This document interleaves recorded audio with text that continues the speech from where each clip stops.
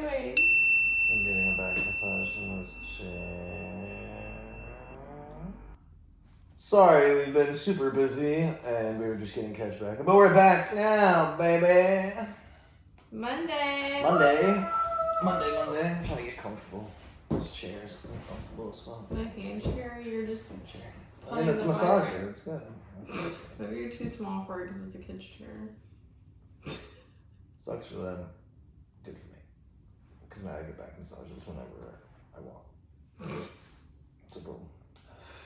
So why don't you tell them what you did yesterday? So we now we're back.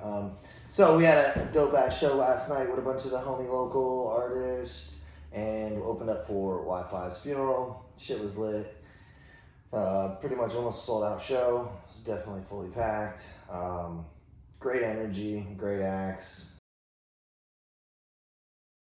We got my homeboy Noah, who is the head of Neckbreakers Promotions, promotes for heavy metal concerts all around Jacksonville. He does a kick-ass job bringing in decent-sized bands, getting huger, gonna be throwing festivals and shit. My man's the fucking plug. Hell yeah. Yeah, when's your next big festival again? Okay, so the festival is technically under wraps, so I can't talk about that. But I do have shows going from March to April, starting on March 17th and March 29th, and then I've got Easter and I believe April 16th. I believe I have Dead Reckoning coming through. Okay. Great band, y'all should check them out. So Dead Reckoning. Mm-hmm. Hell yeah. Metal bands, dude. This kid throws some of the heaviest metal shows. I will tell you, local shows in Jax, they're always like a dope, intimate show. And then when he gets the bigger shit, dude, they are packed out. Mosh pits, fucking people getting punched in the face. I got a couple videos of kids getting directly punched in the face. R.I.P. Ryan. We love you. that was an intense one. Oh, dude, Enox, man, that was a great show. But the last show at the venue, they broke a fucking picture. Oh yeah, man. Yeah, they broke a it. picture off. Yeah, first of all, I didn't know how I was gonna run that show at a Jamaican restaurant. Like Dan, Brittany, Cassidy, they can all tell you, I had no idea what the fuck I was gonna do with that. That I walked in, saw no stage, no sound equipment, and like a throne just right there where all the bands was gonna be playing and stuff, and it was instant. Like, it looks really nice in there, so I rolled with it, and you know, I just called J-Rock, and if he didn't run sound, I didn't know who was gonna There's run sound. not many like metal shows you got like in a restaurant. That's what I'm saying. That restaurant's kind of popping off though. They got this band that I've been listening to a lot more called No Cure going through in March. Free promotion. That yeah. Book with me next time. But yeah, they're actually kind of popping off in the hardcore scene a little bit. It's nice to see a new venue opening up. I think the metal scene in Jacksonville is really starting to kind of take over a little bit, because there's some kids in a band called Grieving Room. His name's Lawrence. He's opening up a venue called the Salt Factory. That's gonna get it popping. That sounds. Salt Factory, is that in Jacksonville? Yeah. It's in Jacksonville. I think it's in the downtown area, but like, based on the pictures that he has in his venue, I can't tell exactly where it's at. So, you know, but he's doing a lot of shit with the community to try to get this place up and running. I think by the summer or something, and I'm gonna be down there on my off days. This was a quick little video from. Yeah, I'm gonna show them on here, dude. It's easy. I mean, we ain't got all the technicalities down. I mean, I can but post at it. you know, but I don't know how good that you can see that. But yeah, we had the throne set up in the back, so all the drummers looked like they were sitting on a throne. I mean, it was a good Monday night. I don't know if that's copyright music, but No, it's all independent bands. And it's free promotion for them, so hopefully you guys. I think that's Goonlord actually playing. They were really good. I didn't expect Goonlord to pull, because they pulled on as a local who's not from Jacksonville. Here you go, right? They were smashing, dude. Dude, they were like the first band on, and somebody actually came through with a Goonlord hoodie on. I was like, no way, this band actually has got some pull. And then I was talking to my social media, he was like, Goonlord played your show? I was like, whoa. Yeah, that kid Didn't know it was a crime not to tell you. that kid Wesley, the singer, he was from Daytona. We tapped in and talked a little bit on it. But see, that's what you guys were talking about while I was not recording, was like people like working hard and pulling in with like, you don't have to have like a million like followers to be able to pull. No, whereas, I mean, like other people have a million and don't pull anybody. Yeah, you can have it's just your work ethic. I mean, you can have a low following, but it's like if you know you're playing in Jacksonville, like, wouldn't it be smart to get on your fucking Facebook and your Instagram, go and like type in some tags, Jacksonville, look at some different venues, look at some of the followers on the venues, go hit follow on 10, 20 of those people real quick, send a DM and just be like, yo, we're having a local show. Hopefully you guys like music, see you follow this venue or these other bands like us, and then DM them or have your management team DM them and be like, yo, we got a show coming up in your city. Hopefully y'all can pull out and send them the flyer. Take that fucking 10 minutes to go through and tap into those city following people there somewhere.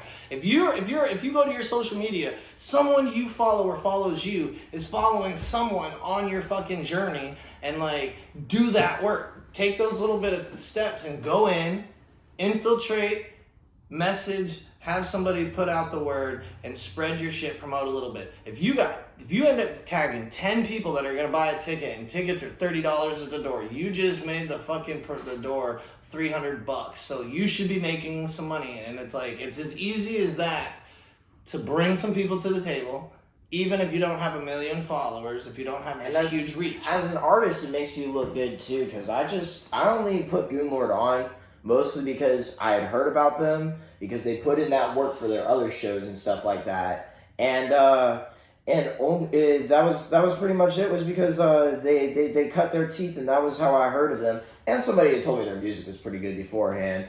But that's what they do. They promote. They share the flyer. They get their fans out. I'm sure that their members are scattered everywhere. Because the singer's from Daytona, and somebody told me he was like, somebody told me he wasn't from that area. I don't remember where, but they got friends all over the place. So they probably hit them up and be like, hey, pull up to our show. Hence the reason why I have somebody. Is Valdosta in Daytona? No. Valdosta's in Georgia. Deltona. That's like right by. That's where he's from. Deltona. Oh, for real? Yeah. So he's around the Daytona area. But that's the thing. It's like, you know, if you stay promoting and hustling on it, you'll make some money. And as a band or an artist, it makes you look better, because even if you're out of town, you got like one or two people coming through, and people will see that fan base, and then, you know, that's how you get like supporting legs on tour and shit like that. Good. Like a band being like, hey, we're coming through and we need a support for our Florida leg. Right. And, you know, I'm pretty sure Goonlord would be on that list, because they pull like at least one or two heads in every city that they're in. I can't even tell you the last time they were in Jacksonville and they pulled out here. So, like, as long as you're just, like, promoting and getting to the point where, like, people know your name, they don't even necessarily have to pull out to the shows. You'll get opportunities just because people know who you are and have seen clips of your shows and whatnot. A lot of bands / musicians don't dive into knowing the business and everything that comes along with being in the music, you know? And unfortunately, unless you're on a label that has promoters, bookers, like marketing and like all these things that are done for you, like those are that's the only reason those other artists are that big. That's the only reason those other artists are doing those numbers, is because that team comes along with whoever's helping them build their shit. Now, so when you're independent, it's solely up to you to do those things and be on those things, be on the social media, finding your network, looking at your insights, seeing what cities you're doing good at before you're like, yeah, I'm gonna go on a tour with so-and-so band and I'm gonna go to these places, and have no knowledge of what your analytics are doing, if you can pull any heads. And like, yeah, your music's good and you can hold down the heads that are there, but that only matters if heads get there. So it's like, you know, also researching like who the promoters are, what their shows look like prior. If you try to book me as a promoter, if you're new and you gotta hold heads down, like if you're like new and just visiting cities that you haven't been to before, your job is to hold heads down, not necessarily bring something. Exactly. Keep the vibe going. You know, make sure that make sure that you're tight enough to do that. But like, For what you just said You about have the to know the promoters, promoter. like you have to know the promoter because like that's why a lot of people don't be sharing like videos of their own shows or pictures of their own shows because like maybe the show itself was a good time, like maybe the bands were on fire and you were sitting there and you were like this was awesome, but like if it's not packed then you don't nobody's posting not packed shows. Yeah. And that's fair. But as a band, you'll have to like look at the promoters, right? And go in and look at their pages and see what the fuck is on their pages. If they're just always posting memes and fucking like political bullshit, and then every once in a while you see a flyer and them say, hey, we got a band coming to town, and they're hitting you up like, hey, I want you to come on my show, blah, blah. It's like, is that going to be a good show? Probably not. Nobody. You know?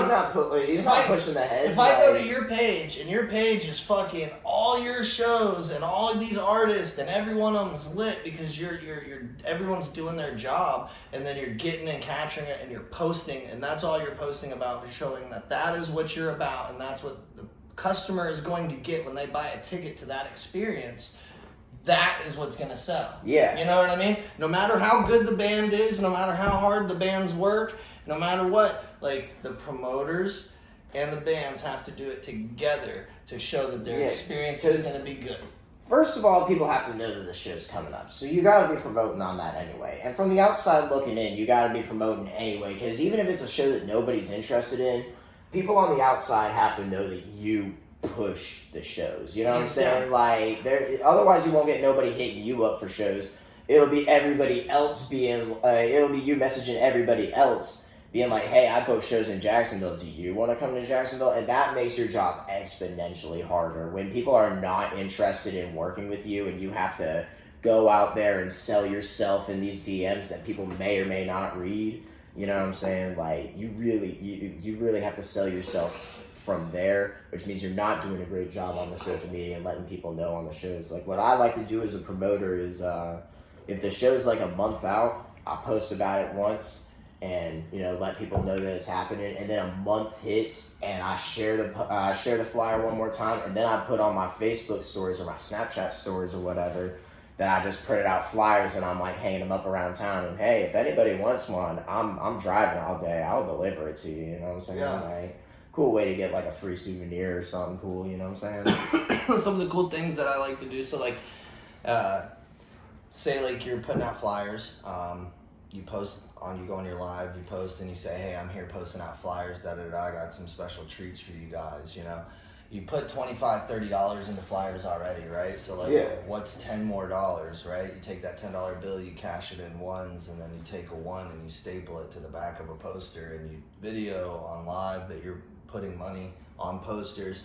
That's sick. I never thought about doing that. People are like, oh man, I might go check out some of these posters, and some of them you even put a bigger prize. You put a freaking like a coupon, like one special flyer that has a prize that if they take that and come to the show and bring it in, they get like a merch pack.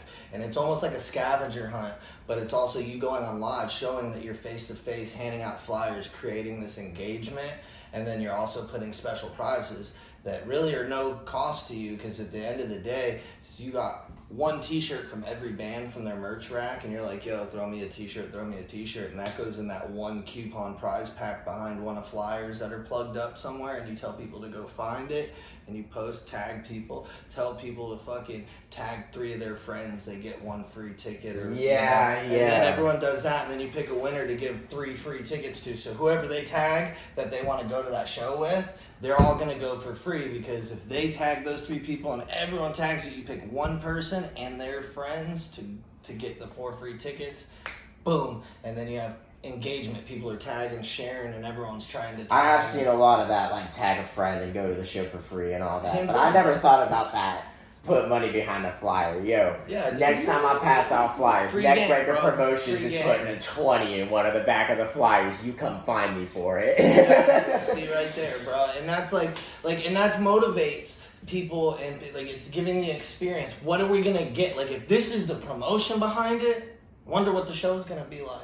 And then at the show, you always gotta have, like, you know, that's why we turn up and try to, like, start involving more visuals with our show. We're trying to get, like, the projection screens behind it so we can play music videos, or getting a big screen that's put up somewhere so we can do music videos behind it. Yeah, see, that's something that I wanna do for some of my bigger shows, because, like, me still being a small promoter, you know, like, I still promote in a lot of small venues, but I have bands sometimes pull through now that are kind of big, like, regional deals or, like, former national deals, you know what I'm saying? Like, And even in a small venue, though, you can make the most of that experience, so that way everyone that books with you says, you're too big for this small place, bro. Be the shark in the tank every single show, as an artist, as a band, as a promoter, like, every time. Like, if there's a wall that's big enough, take one of that blow-up screen that we have where we did movies on. It's got Velcro on the back of it. You go find that wall and you put it up there, and then you find a good spot to mount a projector, and you have somebody run a laptop and play music videos, and you organize it. And if ain't nobody else got no music videos, you play neckbreaker videos that you make, and you get neckbreaker promotions on your shit with new flyers of your stuff in future shows. If they ain't got it because they just don't have it, so then you can put something cool up, and then in between, you're doing your flyers, boom, and then also with your experience in the show, you know, it's like, what is the show giving back? Like, everyone knows what happens. People come and have a good time, boom, come and get a drink, get to listen to some music. But what does the show also, like, give you? Are you getting something when you walk in the door, you know? If it's a 420 friendly venue, bomb, hand somebody a nice joint when they buy a fucking ticket, like a $50, $60 ticket, hand them a free joint, you know what I mean? Like, invest in your shows, invest in, like, the way, the experience that people are getting when they're buying a ticket, and then it's like easier to sell that ticket. It's like, bro, like a free drink with the purchase or whatever it is. But like, be the best promoter. And give the best experience, and then your shows will be flawless because people will be like, yo, last time that shit was lit. And that's really how you get, like, your big shows off of the ground, like the Mini Fest last year. Like, if that were to come back as an annual thing, wink, wink. Right. Motherfucking, if it's good or every year. Or the Metal Christmases. Yeah, one of the Metal Christmases. Y'all ain't supposed to know about that yet. But if that shit's doing well every single year, people are gonna be like, damn, you should move it into a bigger venue. Damn, you should. And once it gets into the bigger venues, they'd be like, damn, you should move this thing outside. You know what I'm saying? Like, you know, it's going to be like more and more people become interested in the product. And some people will really, like, try to push you forward into making it, like, the biggest and best that you'll ever have it. Like, people will just come up and talk to you as a promoter and kind of tell you what they think. They're drinking. As a producer, one thing that we've always learned is never peak it. Mm-hmm. Never peak it. Never peak it, man. Just keep riding it high. Don't ever peak it. You know? What's your favorite show you've thrown? Favorite show I've thrown. See, before this year started, I would have told you, hands down, it would either be an Enoch show, or no, it was supposed to be an Enoch show, but it was the Smile on the Center show, because Enoch's his van broke. Shout out Smile on the Center, y'all did great. If you'd asked me before I got to the point that I got to, I would have said that Smile on the Center show where Ryan got punched at, I think. Rain Dogs, that was a good show. That show went off. I think that show was heavy. I ran sound on that. I think if we're going to talk about my favorite show now, it's got to either be the Mini Fest or that Worthy of the Crown show that I just threw, because that Worthy of the Crown show was officially sold out. But the Mini Fest I'm, like, personally proud of, because that was the first time I had ever booked a name that can draw a few heads in the city. Like, my photographer knew about him. I was talking to opening bands, and they knew Saving Vice. So they were able to pull, like, 5 or 10 heads just on their own. And, you know, we were up against Evergreen Terrace and sold like 90 tickets. So, I mean, that's a pretty big deal. Going up against that on like the same street and I was gonna say, that it wasn't even like one block. Yeah, it wasn't even like it was a show in the city somewhere. It was a show like 2 blocks down. So yeah, it was like super easy to be like, no, we're going there. On the same street, dog. Like Underbelly's on Bay Street. Then you have to change they're sold out with fucking Evergreen Terrace and like 5 other local bands. Me, I just had Saving Vice, and I lost like half my lineup and just replaced it with really good bands and got really lucky. Thank the Lord. Thank you, Bill. Thank you, Dead Reckoning. They pulled up and it was amazing. You know what I'm saying? Like, it was almost a disaster, and we still did that well. Yeah, Like, that was a really good show. Direct Burial was on that show. Direct Burial was on that show. They always kill it. Them kids got a vibe to them. These young, like, it's these young kids that nobody knows about, and they're the ones who really put on a good show. Absolutely. Because they put in the work and they get Here's the thing: is they seen all the greats doing it. They were inspired by a lot of these bigger bands. Yeah. You know, that everyone already holds to such high standard. But then they took and they're doing their new thing to it, and it's like they're young, so they just gotta learn the work ethic and the business side, and then like they can flourish fully. But their stage presence, man, I mean, almost every single local band that I really have seen you put on as a hardcore show, I've been like really happy with going to. Like, they're really good local shows, and the energy's always great. You don't have a bunch of bullshit. There isn't a bunch of fights and stuff like that. Like, it's usually pretty chill. Every once in a while, we get those ones. The secret is that you get a husky guy to run the doors. Yeah. And if they ever come up on bullshit, he just deals with it and be like, hey, listen to what just happened. Like, that would happen with Damien, and that happens with Patrick. Our sold out show, somebody tried to get in and said that he was with this guy named Cornbread. And we were all like, you're with who? Cornbread? Bro pulls out his phone and just shows me his contact in his phone. And we're like, we don't know who Cornbread is. So we go inside of the bar.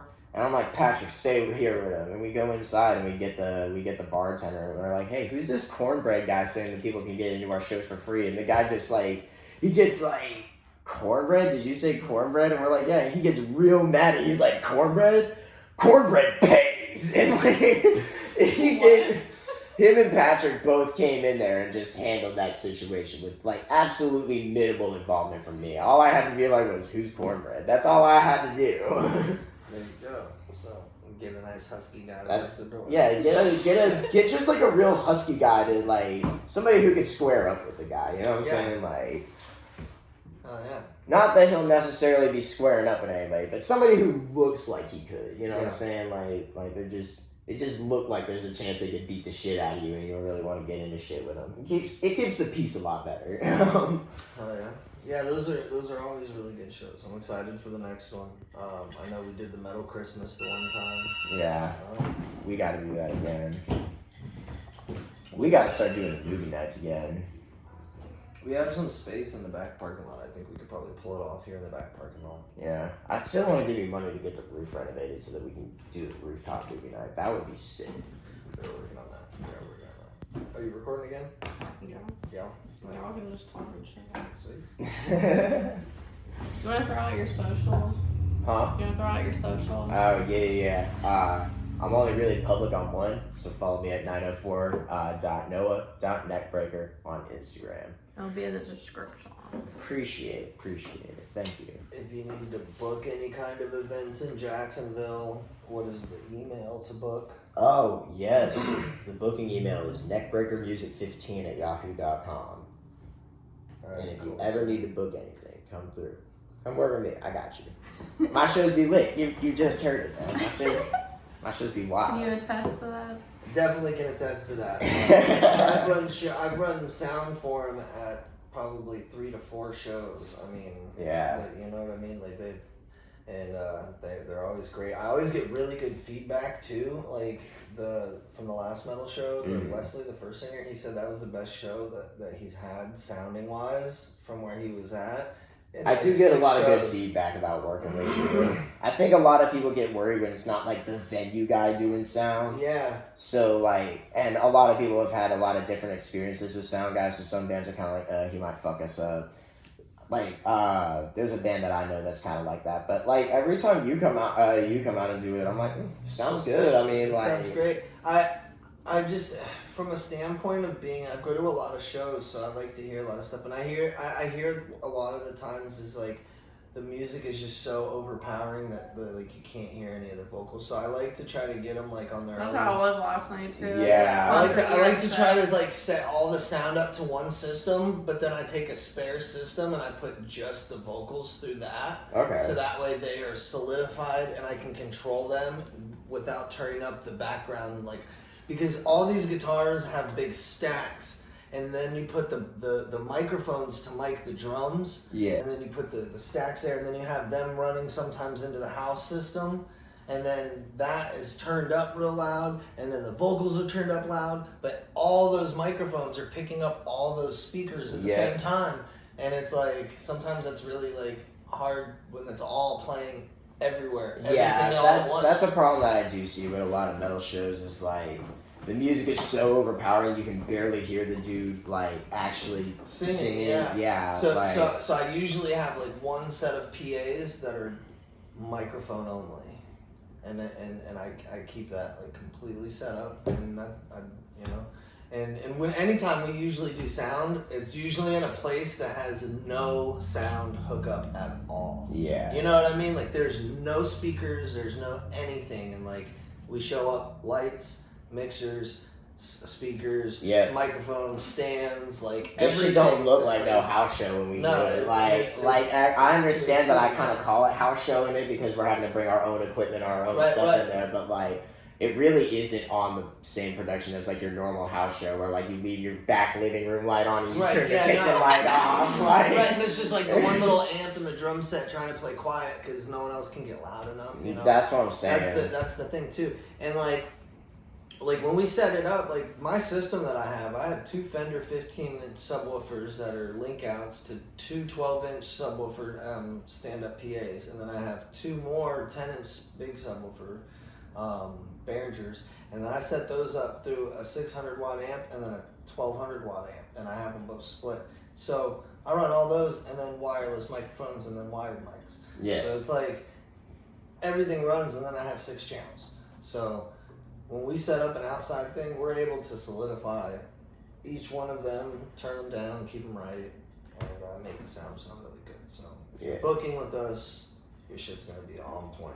That's what I'm saying. Sure. Either the venue's got it or we fucking got it. You know what I'm saying? Like my man's got the promotions on lock, we got the sounds on lock. I'm telling you. It'll always be a good time. Book with Neckbreakers Promotions. Alright. We got you. Shout out to our homeboy Noah for stopping in here. I know we originally had another topic that we were going on. Sometimes you just roll the punches, create whatever you got. So we had fun chatting with him. Check in for next week. We can reconvene with some more interesting topics to chit chat about. Let us know in the comments anything that you guys think would be interesting, and we can try to dive into some of those topics or give our ideas or opinions on that.